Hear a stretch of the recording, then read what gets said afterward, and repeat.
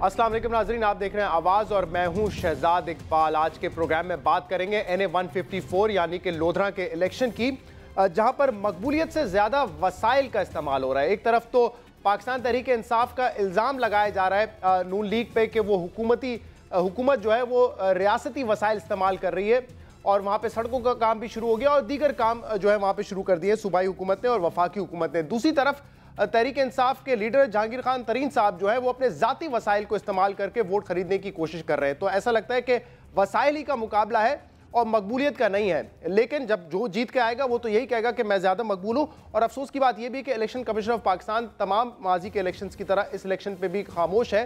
15 लाख से ज़्यादा आप खर्च नहीं कर सकते, लेकिन मेरे ख्याल से 15 लाख का खर्चा इलेक्शन कैंपेन में तो एक गली पर ही हो जाता है।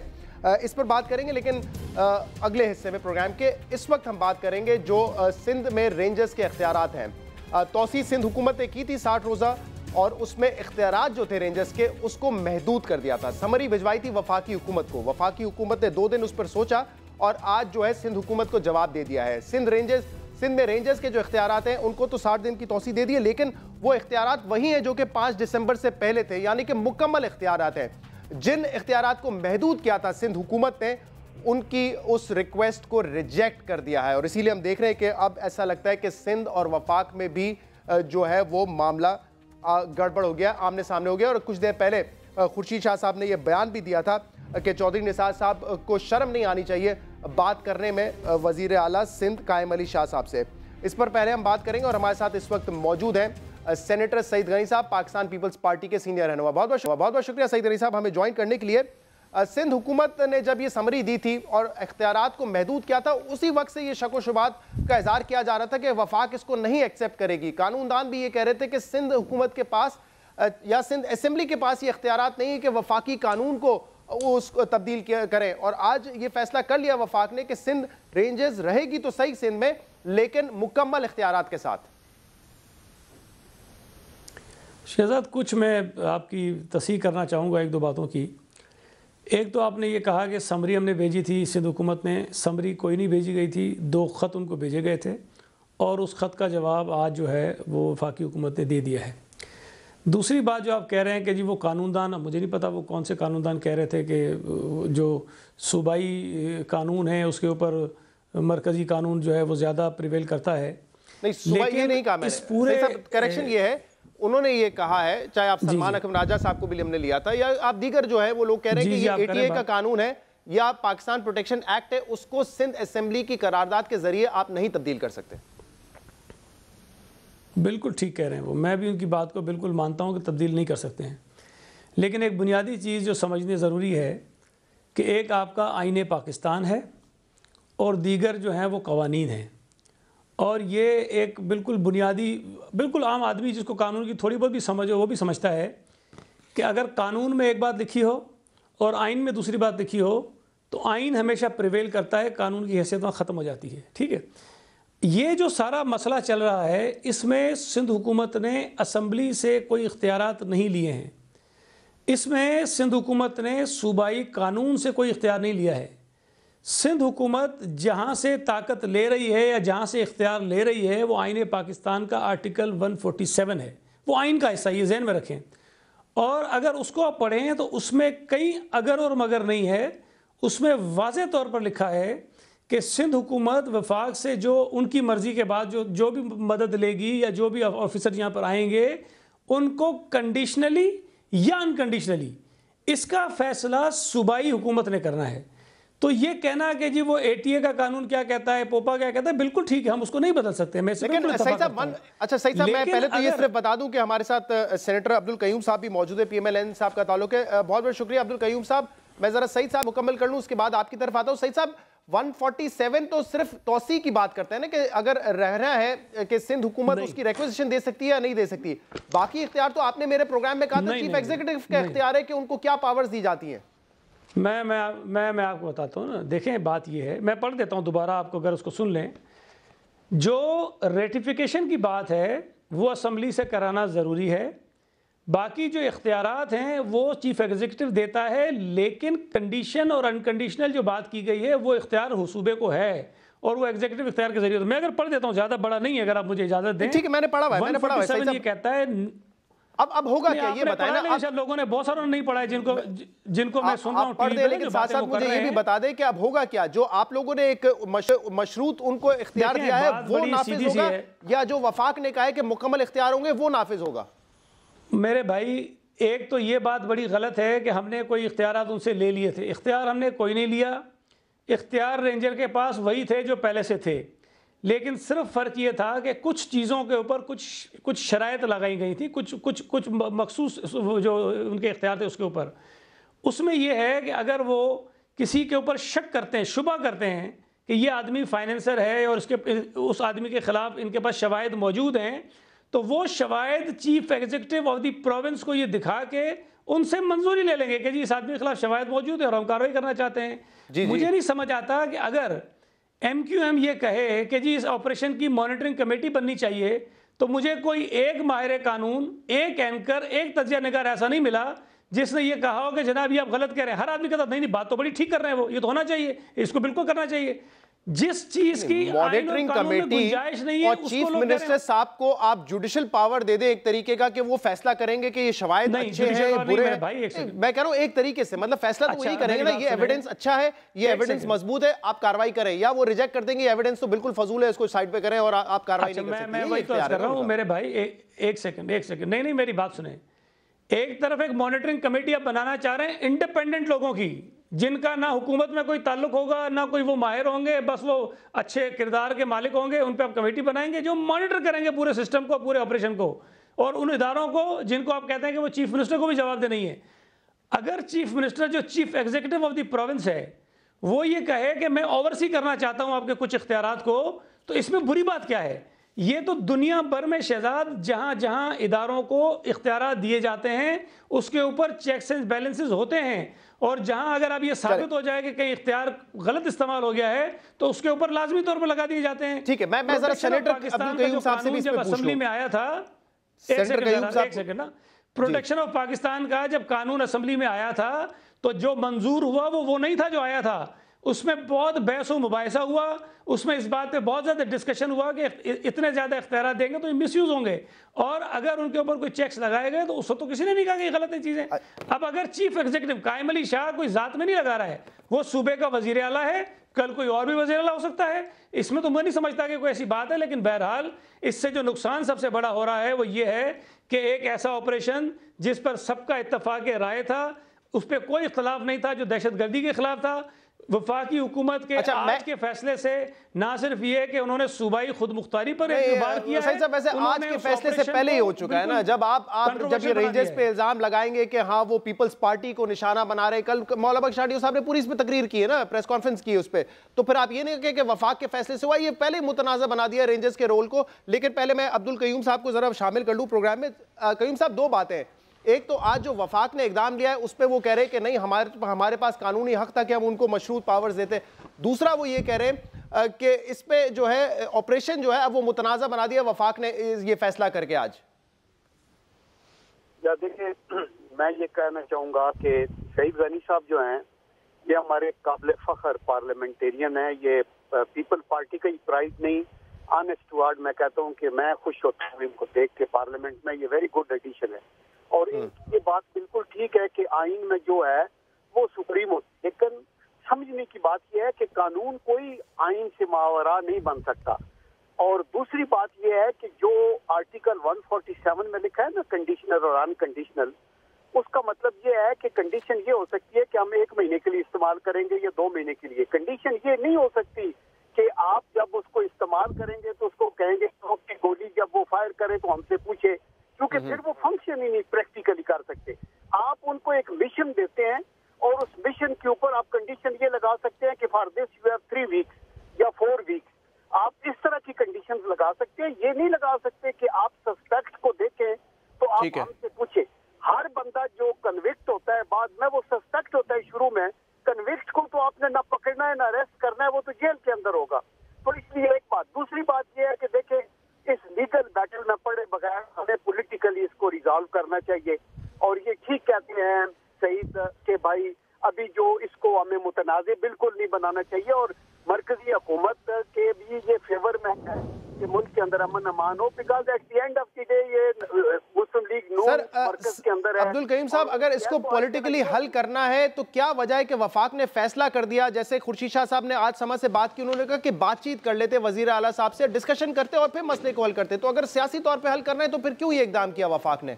ठीक है, मैं ये कहना चाहता हूँ कि सियासी तौर पर यह अमल करना चाहिए, लेकिन ये चूंकि इन्होंने एक उजलत में स्टेप लिया, मैं बिल्कुल ये कहूंगा विद ऑल माय ऑनेस्टी और लीनिंग टुवर्ड्स आल्सो कि ये उजलत का फैसला, ये बैठ के पास एक चिलमन बात होनी चाहिए। सर, किसका उजलत का फैसला है? सिंध हुकूमत का या वफाकी हुकूमत का? किसका उजलत का फैसला है? नहीं, सिंध हुकूमत का।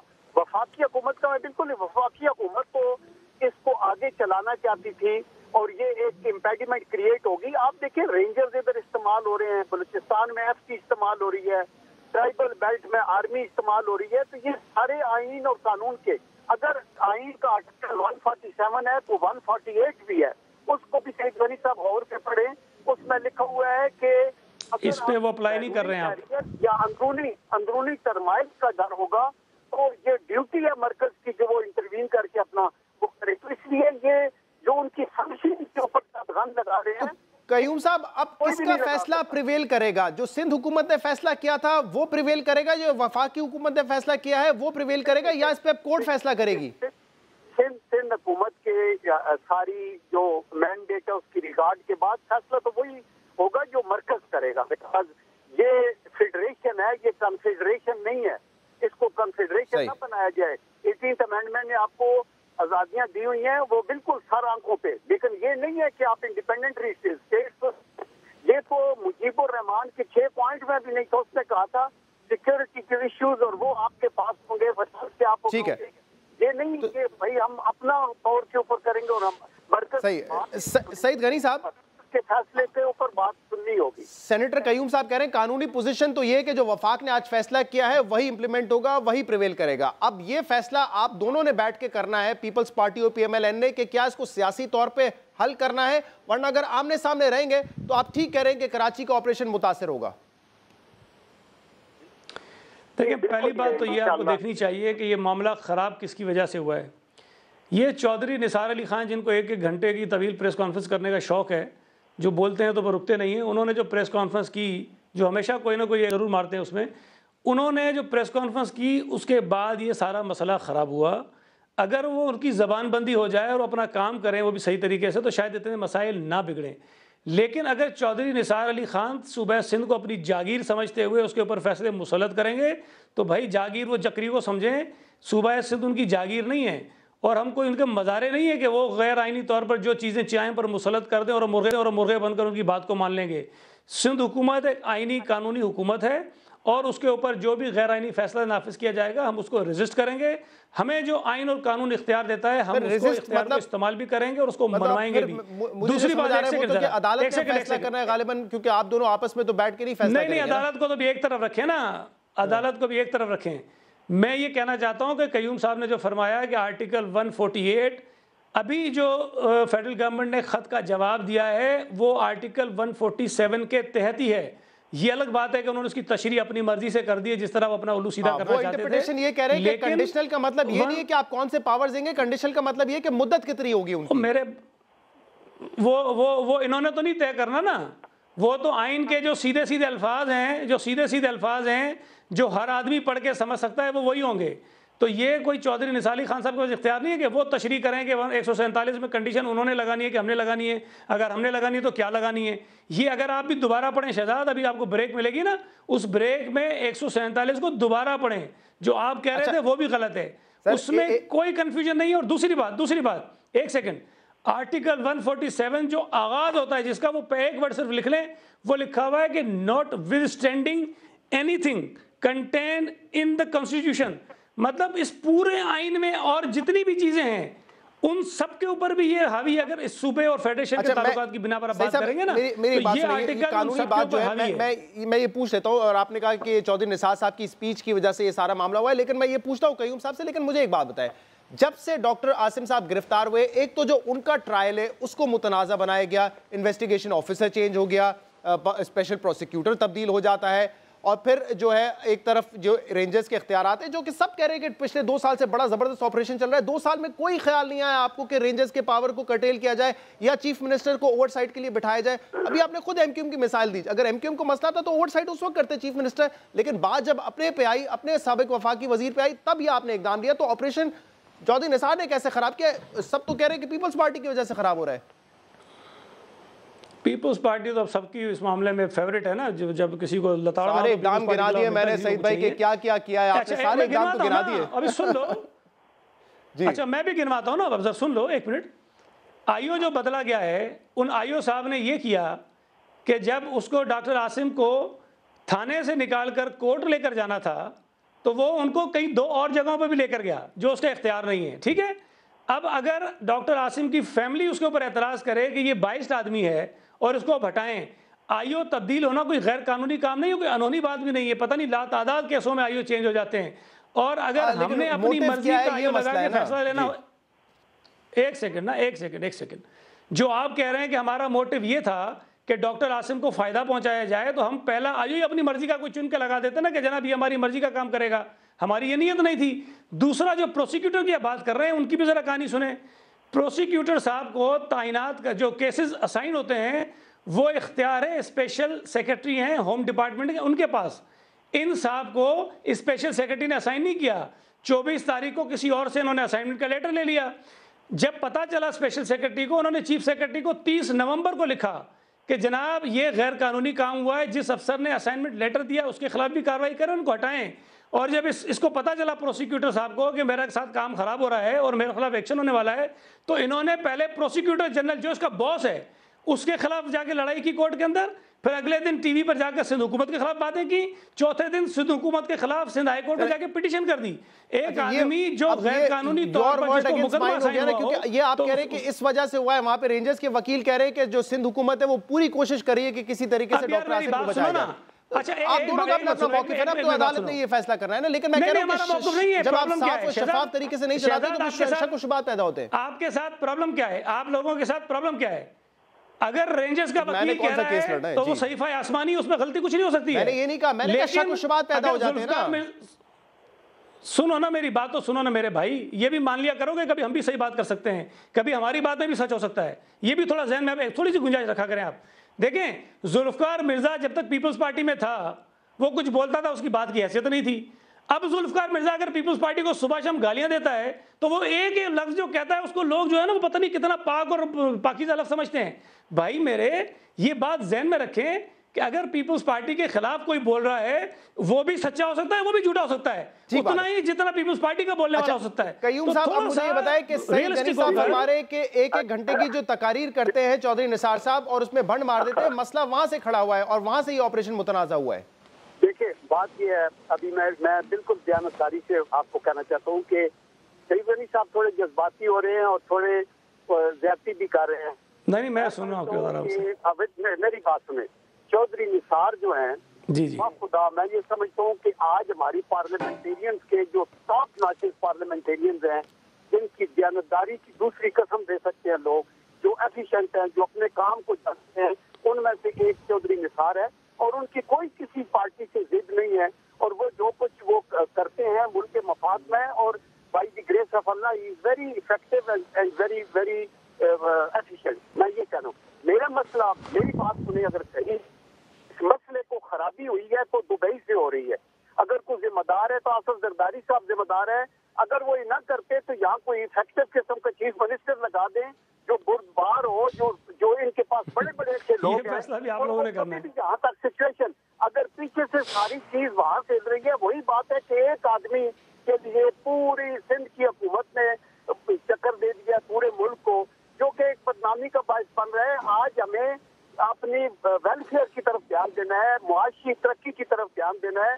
पीपल्स पार्टी वो पार्टी है जिसने दहशतगर्दी में सबसे बड़ी कुर्बानी दी। बेनजीर भुट्टो साहब की जान गई, जुल्फिकार अली भुट्टो साहब का भी इसी तरह हुआ। तो मेरे ख्याल में आज ये वेट नहीं देता कि आप मरकज के साथ सींग लड़ाएं और ये बताएं कि हमने ये नहीं बैठा हुआ, हमने चूड़ियां नहीं पहनी। ये बातें ऐसे पार्लियामेंटेरियंस नहीं करते। ये मुल्क हम सब का है, सूबे सिर्फ इंतजामी सूबे हैं। ये मुल्क हमारी पहचान है, पाकिस्तान हमारी पहचान है। ठीक है, मैं यही रिक्वेस्ट करूंगा सारे पार्लियामेंटेरियन से कि बुर्दबारी से काम लें, मसला इंशाल्लाह हल हो जाएगा। मुझे ठीक है, मसला हल करना है, बुर्दबारी से काम लेना है और इसका सियासी हल निकालना है। लेकिन वो साथ साथ ये भी कह रहे हैं कि मसला दुबई से है, तो वहां से आपको एड्रेस करने की जरूरत है। सही साहब, देखिए शहजाद साहब, ये तो कम से कम पीपल्स पार्टी को तय करना ना कि चीफ मिनिस्टर कौन होगा कौन नहीं होगा। हमें दुबई की बात माननी चाहिए, हमें नहीं माननी चाहिए, किसकी राय हमें लेनी चाहिए, किसकी नहीं लेनी चाहिए। अब ये भी अगर हम दूसरी जमातों से पूछ के तय करेंगे कि हमने क्या करना है, तो फिर तो मेरा ख्याल जाती है। भाई इनकी जमात है, ये समझते हैं चौधरी निसार बहुत अच्छा आदमी है, इन्होंने लगाया हुआ वजीर दाखिला लगाए रखे। मैंने तो नहीं कहा कि उसको हटा दें आप, मैंने कब कहा है? मैं तो सिर्फ कहा कि जब वो बातें करते हैं तो उसकी वजह से नुकसान हो जाता है, आप उसको लगाएं, उसको वजीर आजम बनाएं, उसको सारी जिंदगी के लिए वजीर दाखिला लगाएं, हमें तो कोई एतराज़ नहीं, आपका फैसला है। लेकिन बुनियादी तौर पर जो मसला है उसको समझने की ज़रूरत है। देखें, अब पूरे मुल्क में बहस ये चल रही है कि doctor Asim, doctor Asim, doctor Asim, दहशतगर्दी पता नहीं कहाँ चली गई, करप्शन के बाकी केसेस पता नहीं कहाँ चले गए, सारी चीज़ें एक तरफ डाल के फेंक दी गई हैं आपने, और सिर्फ एक चीज़ में मुलझ के रह गए हैं, और उसकी वजह से आपने सारा मसला खराब कर दिया है। इस पर मैं सईद साहब पहले भी आपका सुन चुका हूं, और आपने हमेशा ये कहा है कि पीपल्स पार्टी के साथ आप दहशतगर्दी को ना जोड़ें, ये नहीं हो सकता। आपकी जमात ठीक है दहशतगर्दी के खिलाफ रही है, लेकिन डॉक्टर जुल्फिकार मिर्जा साहब लियारी गैंग को किस तरह मजबूत बनाया, किस तरह असला दिया, वो भी पीपल्स पार्टी के दौर में हुआ है। ये सब जो लियारी गैंग वगैरह किस तरह चल रहे हैं वो पीपल्स पार्टी, ये ना कहे, ये आप ना कहा करें कि दहशतगर्दी को पीपल्स पार्टी के साथ ना जोड़ो। सुप्रीम कोर्ट ने कहा है कि हर किसी का एक टेररिस्ट विंग है यहाँ पर। जी यार, सुप्रीम कोर्ट, अब खुदा को मानो ना, सुप्रीम कोर्ट ने कह दिया तो हो गया। ये तो एक तो आपकी ये बड़ी अप्रोच गलत है। सुप्रीम कोर्ट की भी ना माने, कुर्सियों पे फरिश्ते नहीं बैठे हुए हैं, मेरे जैसे आप जैसे लोग हैं। इसकी माने सर, अगर मुझसे गलती हो सकती है तो सुप्रीम कोर्ट के जज से भी गलती हो सकती है। गलती हो सकती है, लेकिन अथॉरिटी तो है ना जिसको आपने, जिसका फैसला आपने मानना है। उसी तरह के केस में दूसरा फैसला कर लेते हैं। तो अगर सुप्रीम कोर्ट ने ये कहा कि हमारा कोई मिलिटेंट विंग है, तो ये गलत कहा है। नहीं हमारा, मैं कह रहा हूं नहीं है। मुझसे ज्यादा सुप्रीम कोर्ट का जज पीपल्स पार्टी को नहीं जानता है। लेकिन जो लियारी गैंगवार की बात कर रहे हैं, ये बात मैं कई दफा कह चुका हूं कि अगर पीपल्स पार्टी के साथ किसी मिलिटेंसी को लिंक किया जा सकता है तो लियारी के कुछ लोग हैं जो गैंगवार में के थे, और उनको करने वाला एक आदमी है, वो जुल्फिकार मिर्जा, जो खुद भी मानता रहता है। लेकिन आज तक किसी ने उससे पूछा है कि भाई आओ आप भी सहूलतकार हैं, किसी ने, वो कहता है कि मैं ऊपर से ऑर्डर लेता था। वो तो डाल लेंगे सबकी। नहीं, वो कहता है कि मैं ऊपर से ऑर्डर लेता था। खुदा को मानो। ठीक है, सही साहब मेरे ख्याल से मैं आपको एक वीडियो भेज देता हूं। जुल्फिकार मिर्जा साहब के वो स्टेटमेंट जब वो वजीर थे या उन्होंने इस्तीफे दिए थे, वो भी सुन लीजिए। और उसके 2 साल के बाद जब वो ये कह रहे हैं कि आपका बहुत शुक्रिया, मकसद है, वो भी सुन लीजिए। सईद साहब बहुत बहुत शुक्रिया, और सेनेटर अब्दुल कयूम साहब आपका भी बहुत बहुत शुक्रिया। ये मसला है कि जिसमें हमें नजर आ रहा है कि वफाक और सूबाई हुकूमत जो है वो आमने सामने है, और जैसे कि कयूम साहब कहते हैं अब इसको सियासी तौर पे हल करने की जरूरत है। लेकिन फिलहाल तो ऐसा नहीं नजर आता कि किसी किस्म का कॉन्टैक्ट और कम्युनिकेशन है, जो कि होना चाहिए, क्योंकि इससे अगर वाकई नुकसान होगा तो कराची ऑपरेशन को नुकसान होगा। एक ब्रेक लेंगे और इसके बाद लोधरा इलेक्शन पे बात होगी। हमारे साथ रहिएगा।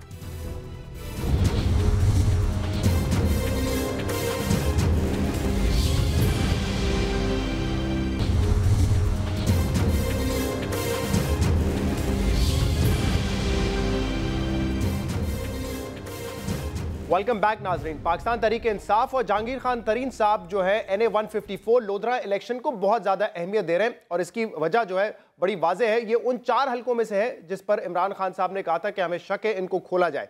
लेकिन साथ साथ ये भी देखा जा रहा है कि पाकिस्तान मुस्लिम लीग नून भी इस हलके को हल्का नहीं ले रही और अहमियत दी जा रही है। और हमजा शहबाज साहब खुद जो है वो लोधरा में मौजूद थे 2 रोज़ पहले, और वहाँ पर उन्होंने बड़ा जलसा भी किया था।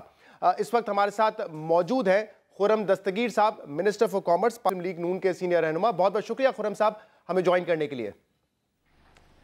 मैं शुक्रगुजार हूं आपका। खुर्रम साहब, वजह तो पीटीआई के लिए वाज़ेह है, उन्होंने रिगिंग का इल्ज़ाम लगाए नून लीग पे 2.5 साल तक, और फिर ये वो हल्का था जिसका खान साहब ने शुरू में ही जिक्र कर दिया था।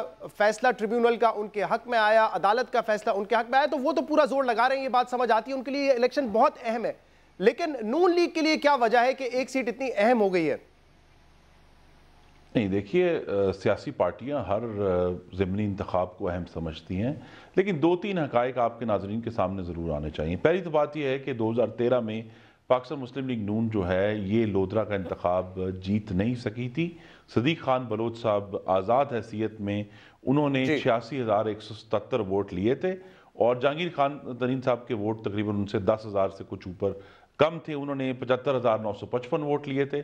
और मुस्लिम लीग नून, जो अहम बात है, मुस्लिम लीग नून के उम्मीदवार ने जो सदीक खान बलोच साहब से तकरीबन 40,000 वोट कम लिए थे, 45,600 के, ठीक है। तो अगर तो ये उनका ये ख्याल है कि जी शायद इस हल्के में कोई आज़ाद उम्मीदवार ने कोई रिगिंग की थी, तो वो अपनी जगह पर है। दूसरी बात, ये बात याद रखनी चाहिए कि जो इलेक्शन ट्राइब्यूनल का फैसला है उसने रिगिंग के बारे में कोई लफ्ज़ नहीं बोला, उसने सिर्फ यही कहा कि सदीक खान बलोच साहब अहल नहीं थे। तो ये नाअहली के ऊपर फैसला हुआ है। ये किसी भी तरह धांधली पर जो इसके इल्जामात 2.5 साल तहरीक इंसाफ लगा रही है, उसमें उनको कोई कामयाबी हासिल नहीं हुई थी। कल क्या होने जा रहा है खुर्रम साहब, क्या इतलात है लोधरा से? आपकी पोजीशन ज्यादा मजबूत है या फिर तरीन साहब की? जी देखिए, 2013 में भी ये टाइट इलेक्शन था। कौमी असेंबली में 10,000 की जो लीड है वो टाइट होती है, तो वो इलेक्शन बहरहाल मुकाबला होगा। लेकिन मुझे यकीन है कि जिस तरह अभी आपको मालूम है कि जो लोकल बॉडीज इलेक्शन हुए हैं, तो 35 जो NA 154 जहाँ इंतखाबात होने जा रहा है, इसमें 35 यूनियन काउंसिलें हैं। उन 35 में से 21 में, यानी एक कंफर्टेबल मेजॉरिटी से पाकिस्तान मुस्लिम लीग नून ने कामयाबी हासिल की है, 35 में से 21। तो अभी चंद दिन पहले ही एक टेस्ट हुआ था, इलेक्टोरल टेस्ट, तो उसकी वजह से हम बहुत पुरुमीद है कि इंशाल्लाह। अब आपको क्या लगता है कि जिस तरीके का जो बल्दियाती इलेक्शन था उस तरीके का मुकाबला होगा जिसमें आप कह रहे हैं बासानी हम जीत गए, या जैसे NA 122 में भी आप लोग बड़े पुरुमीद थे कि बड़े आसानी से जीत जाएंगे, 40,000 45,000 के मार्जिन से जीतेंगे, लेकिन खुर्रम साहब 2,500 के मार्जिन से सिर्फ वो इलेक्शन जीता था? तो कौन सा हाल देख रहे हैं, बल्दियाती इंतखाबात वाली या NA 122 वाला मुकाबला होगा? जी देखिए, हमें ये उसके बैन ही दरमियान में कहीं ये फैसला होगा। हमें याद रखना चाहिए कि लाहौर की जो नशिस्तें थीं कौमी असेंबली की 2013 में, उसमें सबसे टाइट इलेक्शन NA 122 का हुआ था, जिसमें 10,000 से कम का फर्क था, और वही टाइट इलेक्शन जो है वो रिपीट हो गया 2015 में। इसी तरह यहां भी 10,000 का फर्क था। ये इलेक्शन टाइट है। हमें जो उम्मीद ज्यादा पैदा हुई है वो बल्दियाती इलेक्शन की वजह से हुई है, लेकिन एक ये भी है कि जो ओवरऑल अवाम ने मनफी और जो इल्जाम की जो सियासत है उसको अब वो आहिस्ता आहिस्ता मुस्तरद कर रहे हैं। सूबाई हुकूमत आपकी है, वफाकी हुकूमत आपकी है, तो जाहिर सी बात है ये एक जो सिटिंग गवर्नमेंट होती है उसका अगर कैंडिडेट हो उसको ये एडवांटेज भी होता है। लेकिन आप पे इल्जाम ये लगाया जा रहा है कि इस एडवांटेज को और जो है प्री पोल रिगिंग की सूरत में इस्तेमाल किया जा रहा है। सड़कें बनना शुरू हो गई हैं। 6 नवंबर को वजीर आजम साहब लोधरा गए थे, स्पेशली वहां जाके उन्होंने 2.5 अरब का पैकेज अनाउंस किया। तो तरीन साहब बार बार ये इल्जाम लगा रहे हैं कि रियासती मशीनरी को भरपूर तरीके से इस्तेमाल किया जा रहा है इस इलेक्शन में। इल्जाम का नाम देकर किसी भी तरह ये वज़ीर आज़म नवाज शरीफ और वज़ीर आला शहबाज शरीफ का जो तरक्की का एजेंडा है, हम तो उसको नहीं रोकेंगे। ये बड़ा क्लियर है, ये वाज़ेह हो जाना चाहिए कि हम पाकिस्तान की तरक्की नहीं रोकेंगे। ये हजार उसको प्री पोल रिगिंग कहते रहे, ये प्री पोल रिगिंग नहीं है। ये पाकिस्तान के अवाम को सहूलियात की फरामी है, उन तक तालीम और सेहत पहुंचाना है, उन तक सड़कें और पुल लेकर जाना है। किसान पैकेज जिसको इन्होंने अदालत में चैलेंज किया था, हम तो किसान पैकेज देंगे। ये इसको प्री पोल रिगिंग करें, हमने अपने किसानों की मदद करनी है, वो इंशाल्लाह हम करते रहेंगे। लेकिन प्री पोल रिगिंग का इल्जाम इसलिए लगता है खुर्रम दस्तगीर साहब क्योंकि उसकी टाइमिंग मैटर करती है। हरीपुल में इलेक्शन होने वाला होता है, इससे पहले वजीर आजम साहब वहां पहुंच जाते हैं। गिलगित बल्तिस्तान में इलेक्शन होने वाला होता है, वजीर आजम साहब वहां पहुंच जाते हैं। लोधरा में इलेक्शन होने वाला होता है, वजीर आजम साहब वहां पहुंच जाते हैं। लाहौर में होने वाला होता है तो ऑरेंज ट्रेन के मंसूबे पे बात होने लगती है, वहां पे मीटिंग बुला ली जाती है। तो इसलिए टाइमिंग को जो है वो सामने रखते हुए इल्जाम लगाते हैं ना। देखिए जी, यही तो मेरी इस्तदा है अपने तमाम भाइयों और बहनों से जो तहरीक इंसाफ से इनका ताल्लुक है, कि वो अब इल्ज़ाम के सिंड्रोम से बाहर आ जाएं। पाकिस्तान आगे जा चुका है। पाकिस्तान ने, अगर हम कोई भी बात कुछ यकीन से कर सकते हैं 2015 में, और वो यह कि 2015 में अब तक जो तमाम इंतखाबात हुए हैं, ज़मीनी इंतखाबात कौमी और सूबाई असम्बली के, और जो पूरे मुल्क में अब लोकल बॉडीज इलेक्शन हुए हैं, अवाम ने धरने की, दुशनाम की, धांधली की जो इल्जामात थे उनको मुस्तरद कर कर कहा है कि आगे चले, वहां उस दलदल में ना फंसे, आगे चलें। और आप देखें, असल तो इनके पास चैलेंज ये था, बजाय ये कि ये इल्जाम लगाते हैं हमारे ऊपर, जो खैबर पख्तूनख्वा में लोकल बॉडीज इलेक्शन हुए, वो क्या मॉडल इन्होंने पेश किया? उन्होंने ये मॉडल पेश किया कि 29 शहरियों की जानें गई। पंजाब जो कई गुना बड़ा सूबा है, अल्लाह ताला के करम से जो जानी नुकसान है वो इंतहाई कम हुआ है, और वो भी बड़ा रैंडम और एक्सीडेंटल हुआ है। तहरीक इंसाफ के दफ्तर पे आज ही जो है हमला हुआ है, और नून लीग के कारकुनान वर्कर्स ने ये हमला किया है। ये कुछ देर पहले का वाकया है और आज ही पेश आया है। तो अगर हम इलेक्शन करवाने हैं, हुकूमती पार्टी है, तो जिम्मेदारी फिर आपकी ज्यादा बनती है।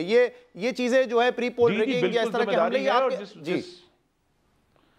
जिस वाकये का आप जिक्र कर रहे हैं वो इंतहाई अफसोसनाक है, और मुझे इस बात की पूरी उम्मीद है कि बहुत जल्द ज़िले इंतज़ामिया हरकत में आएगी, और जिन लोगों ने भी, उनका ताल्लुक मैं नहीं मानता कि किस पार्टी से है, मालूम हो जाएगा, हकायक का तयन हो जाएगा। अगर उन्होंने ये काम किया है तो उनको पकड़ के उनको सजा मिलेगी। एक और इल्जाम भी लगाया तरीन साहब ने, उसका भी जवाब दे दे खुर्रम साहब। ये बड़ा इंटरेस्टिंग मामला है।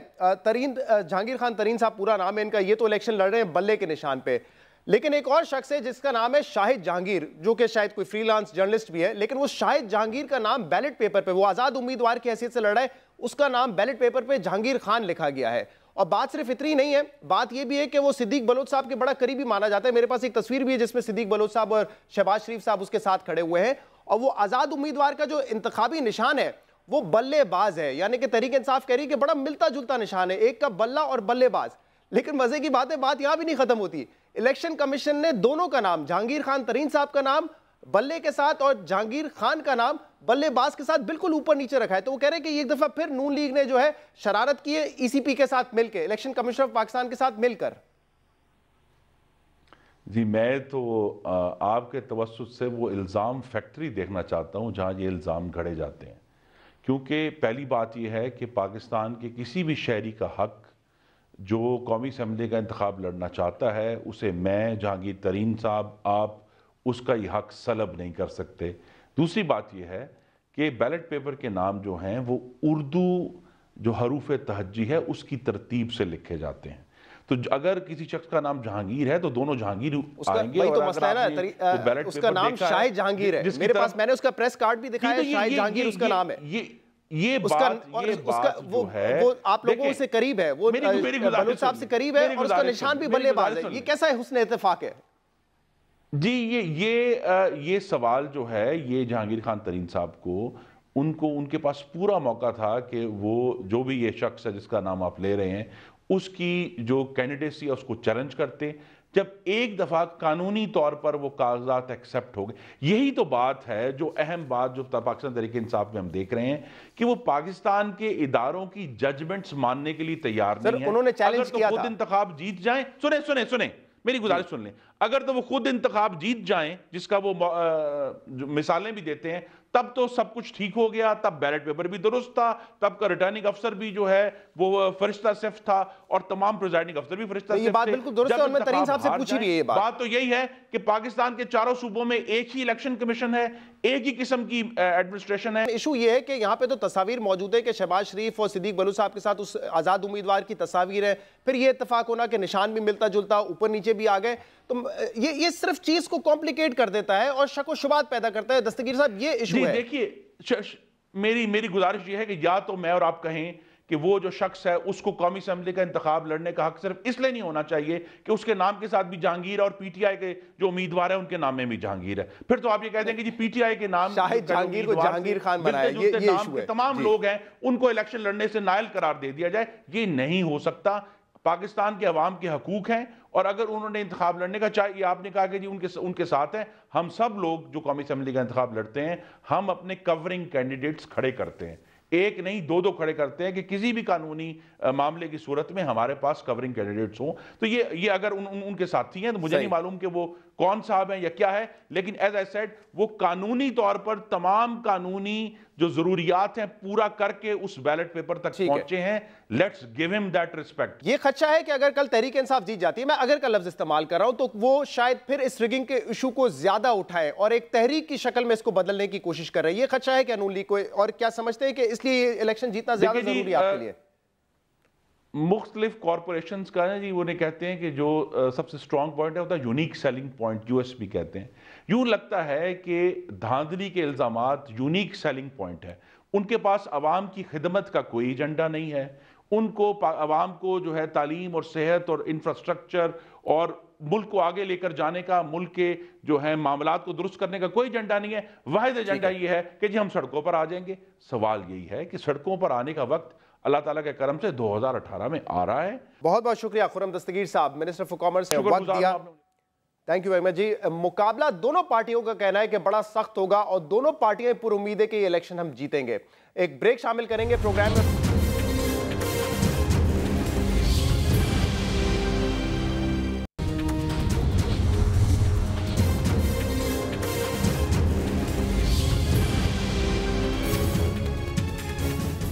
वेलकम बैक नाजरीन। लोधरा इलेक्शन NA 154 के इलेक्शन पे हम मजीद बात करेंगे। हमारे साथ मौजूद है सीनियर सहाफ़ी और तज्ज़ियाकार सलमान गनी साहब। बहुत बहुत शुक्रिया सलमान साहब ज्वाइन करने के लिए। जी शहजाद साहब, थैंक यू। सलमान साहब, धरना जब जारी था तहरीक इंसाफ का और उसके बाद भी वो ये कहते रहे कि अब हम पाकिस्तान की सबसे मकबूल जमात बन गए, हमने जो है शऊर, सियासी शऊर जो है वो शहरों तक और दही इलाकों तक पहुंचा दिया है। लेकिन इसके बाद से हमने देखा है कि मुसलसल उनको शिकस्त हुई है। ज़िमनी इंतखाबात में, बल्दियाती इंतखाबात में भी नतीजा ना सिंध में उनके फेवर में आया ना तो पंजाब में आया। तो इस लिहाज से कितना अहम है कल लोधरा का इलेक्शन जहांगीर तरीन साहब के लिए और पाकिस्तान तहरीक इंसाफ के लिए? देखिए शहजाद साहब, उन्होंने धरना सियासत के अंदर धांधली की बुनियाद पे ये सारा काम शुरू किया था, लेकिन धांधली तहरीक इंसाफ का इशू जरूर था। वो पाकिस्तान के अवाम का इशू नहीं था। पाकिस्तान के अवाम के इशूज तो है, महंगाई है, बेरोजगारी है, गुर्बत है, रोटी रोजगार का मसला है, गवर्नेंस है, बदअमनी है, लाकानूनियत है। उन्होंने धांधली को टारगेट किए रखा। यही वजह है कि वो खुद एम्बेरसिंग सूरत हाल से दो चार हुए और बल्दियाती इंतखाबात में उन्हें शिकस्त हुई। और बल्दियाती इंतखाबात आप देखें कि खुद इमरान खान साहब का आम इंतखाब से पहले टारगेट बल्दियाती इंतखाबात रहे। वो बल्दियाती इंतखाबात के मौसर और बाख्तियार हैसियत की बात करते रहे थे। और जहां तक आपने लोधरा के इलेक्शन की बात की, अगर 11 अक्टूबर को ये इलेक्शन होते तो उसमें जहांगीर तरीन साहब की पोजीशन बहुत बेहतर थी, लेकिन सदीक बलोच साहब वहां के रहने वाले हैं, मुकामी हैं, और इससे पहले वो काफ लीग की टिकट पे भी इलेक्शन जीते, आजाद हैसियत पे भी जीते। जब पंजाब की आप सियासत का जायजा लेते हैं और खास तौर पे सदीक बलोच टाइप जो उम्मीदवार हैं, उनकी ना मुकामी सतह पे अपनी एक हैसियत और अहमियत है जिसे नजरअंदाज नहीं किया जा सकता।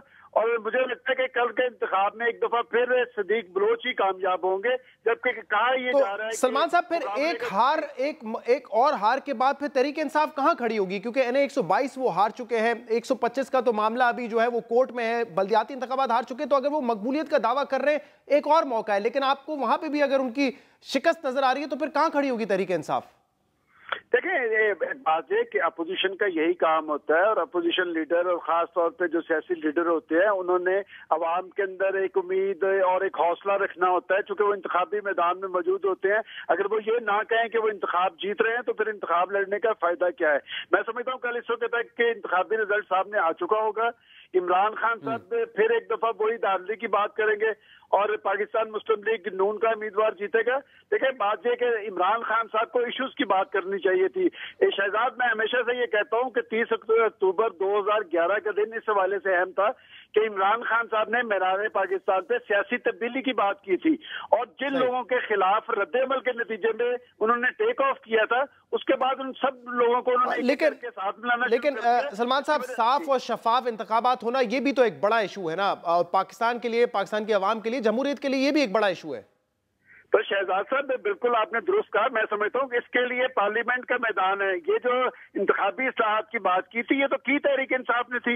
ये उनका क्रेडिट होना था अगर वो इसमें संजीदगी जाहिर करते और पार्लियामेंट के अंदर हुक्मरान जमात को मजबूर कर देते कि वो इंतखाबी इस्लाहात लाते ताकि पाकिस्तान के अंदर आजादाना और गैर जानिबदाराना इंतखाबात यकीनी बनते। अच्छा सलमान साहब, वैसे तो कहते हैं कि मकबूलियत का अंदाजा होता है इलेक्शन से, लेकिन ये लोधरा में क्या हो रहा है? ये मेरे ख्याल से वही हो रहा है जो लाहौर में भी हुआ था NA 122 में। एक तरफ तो स्टेट मशीनरी का इस्तेमाल हुकूमत कर रही है, दूसरी तरफ अपनी जाती दौलत जो है वो लुटाई जा रही है, जैसे अलीम खान ने 122 में किया और यहाँ पे जहांगीर तरीन साहब कर रहे हैं, और इलेक्शन कमीशन पाकिस्तान इस पे खामोश है। अब जो भी जीतेगा वो अपनी मकबूलियत का दावे करेगा, लेकिन हकीकत तो ये है कि इलेक्शन माजी में भी जैसे हमने NA 122 में देखा और यहाँ पे भी इलेक्शन तो खरीदा जा रहा है। देखिए शहजाद, ये बड़े सेंसिटिव से क्वेश्चन हैं जो आप उठा रहे हैं। हमारा बड़ा सियासी अलमिया ये है कि हम बात कुछ और करते हैं लेकिन अमल हमारा कुछ और होता है। इमरान खान साहब तो सियासी तब्दीली की बात कर रहे थे, लेकिन उनके उम्मीदवार जिस तरह बेबहा पैसा, और इसमें भी कोई शक नहीं कि इंतजामी मशीनरी का इस्तेमाल होता है, लेकिन अगर आप पंजाब की सियासत देखें तो इसमें हमेशा हुक्मरान जमात को एज हासिल होता है। इसी पंजाब के अंदर तो काफ लीग भी ज़मीनी इंतखाब जीतती रही है। मैं समझता हूँ कि कल मैं आपस में मुकाबला तो होगा, लेकिन एज जो है वो सदीक खान बलोच का ही हासिल होगा। बहुत बहुत शुक्रिया सलमान गनी साहब, आपने हमें ज्वाइन किया। ये इलेक्शन के लिए इंपॉर्टेंट है यकीनन, और इसीलिए PMLN पूरा जोर लगा रही है। वहाँ पे जो है स्टेट मशीनरी का जो इस्तेमाल है, हमजा शहबाज वहाँ पे खुद गए कैंपेन करने के लिए, लेकिन उससे ज़्यादा ये पाकिस्तान तहरीक इंसाफ के लिए अहम इलेक्शन है। NA 122 पे धांधली का दावा उन्होंने किया, ट्रिब्यूनल का फैसला उनके हक में आया, लेकिन उसके बाद वो इलेक्शन हार गए। NA 125 का मामला अभी तक कोर्ट में है, जहां तक सियालकोट वाली सीट का ताल्लुक है। ये मैं उन सीटों की बात कर रहा हूं जिन 4 सीटों का खान साहब जिक्र करते थे। सियालकोट वाली सीट के ट्रिब्यूनल का फैसला खान साहब के यानी कि PTI के खिलाफ आया था। अब कल का इलेक्शन इसलिए तरीन साहब के लिए इंपॉर्टेंट है कि अगर यहां से भी तहरीक इंसाफ हार जाती है तो फिर उनको ये बताना बड़ा मुश्किल हो जाएगा, ये साबित करना या लोगों में ये सोच को जिंदा रखना कि वाकई हम 2013 में जो है वो धांधली से हारे थे। तो इसलिए तहरीक इंसाफ के लिए जीतना बड़ा ज़रूरी है कल। लेकिन हमने ये देखा था कि NA 122 में भी पूरा जोर लगाया था तहरीक इंसाफ ने, बड़ा पैसा भी खर्च किया था अलीम खान साहब ने खुद कैंपेन की थी, लेकिन वो हल्का हार गए थे। तो अब तहरीक इंसाफ कल हारेगी या जीतेगी ये देखना है। लेकिन एक बात तो तय है कि मुकाबला कांटे का होगा, एक्सपेक्टेड यही है। खुर्रम दस्तगीर साहब ने भी कहा कि ये कोई इजी विक्ट्री नहीं होगी PMLN के लिए, हम जीतेंगे ज़रूर लेकिन मुकाबला कांटे का होगा। दूसरी तरफ तरीन साहब का भी यही कहना है कि हमारा 15 जो है भारी है और इस मरतबा जीत जो है वो तहरीक इंसाफ की होगी। तो दोनों दावेदार हैं। अब कल इस वक्त गालिबन नतीजा आ जाएगा, आपको फिर हम अपडेट करेंगे उस हवाले से। प्रोग्राम का फीडबैक आप हमें दे सकते हैं फिलहाल हमारे सोशल मीडिया पर। इजाज़त दीजिए, अल्लाह हाफ़िज़।